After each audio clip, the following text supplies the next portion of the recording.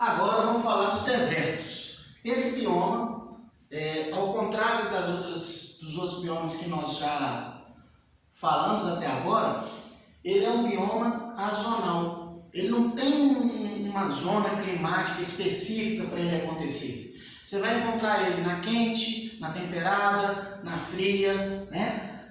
Basta lembrar que característica básica de um bioma do deserto são os climas áridos, né? Portanto, escassez de água e grande amplitude térmica diária, né? Porque se não tem umidade, né? O que vai acontecer? Eu terei variações de temperatura. Quando o sol estiver lá, a temperatura vai se elevar. Quando o sol for embora, rapidamente ela vai descer. Por quê? Porque a água que mantém a temperatura. Como o lugar já é seco, então nós teremos problemas relacionados a isso. E a escassez de água traz também adaptações no nível das plantas. Então nós vamos falar de espécies xerófitas, né? Quem são as xerófitas? São aquelas plantas, né, que trocaram as suas folhas por espinhos, né? Isso porque nas folhas nós temos um organoide chamado estômago. Quando a temperatura aumenta, os estômatos abrem e a planta transpira.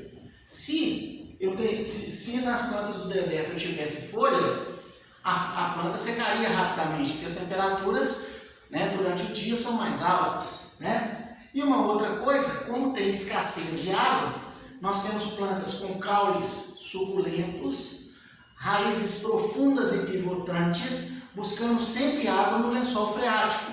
Quando a gente vai falar, por exemplo, do deserto do Saara, o que a gente vai lembrar? Naquele local, nós não temos uma hidrografia superficial bem desenhada, né? As plantas, elas conseguem buscar umidade, principalmente nos aquíferos, no subsolo, tá certo? Então, essa aí, né, são as características do deserto, do nosso bioma da aridez. Agora vamos falar das savanas, conhecida para nós aqui como cerrado, mas tem diferença de savana e cerrado, depois a gente vai falar mais especificamente disso, apesar de ser formações bem próximas, tá certo? Ambas são espécies, são biomas tropóficos, né? Sofrem influência do clima tropical, então eu tenho duas estações bem delineadas lá. O verão é quente e chuvoso e o inverno é frio e seco.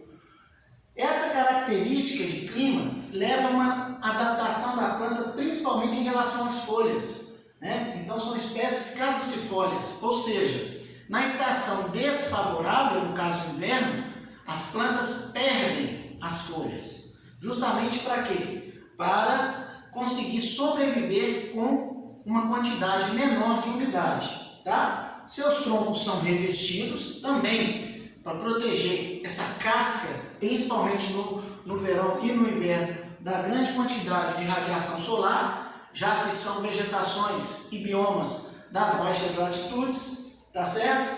E nós vamos encontrar também, né, como aqui no Brasil, áreas bastante utilizadas para a agricultura. Então eles estão desmatando o cerrado, né, principalmente para a prática da agricultura. Apesar dos solos serem solos ácidos, através do sistema de calagem, que é a adição de calcário, né, eles estão conseguindo, né, ampliar, né, as zonas agrícolas dentro desse bioma, né? Uma das características que levam à destruição desse bioma, tá certo? Tropófita, caducifólia, troncos revestidos, raízes profundas. Essa é a savana, conhecida aqui no Brasil também como cerrado.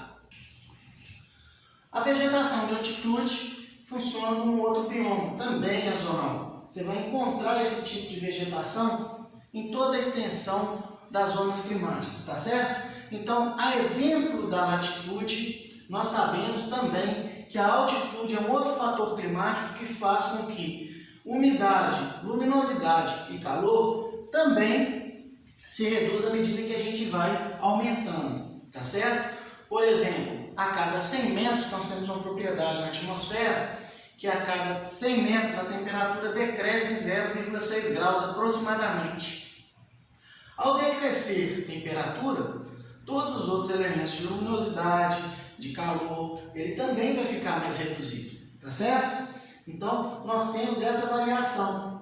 Floresta pluvial nas baixas altitudes, vai aumentando floresta decídua, taiga, tundra. Então, essa variação ela vai acontecer da mesma maneira que acontece na latitude. Ok? Um abraço, até a próxima.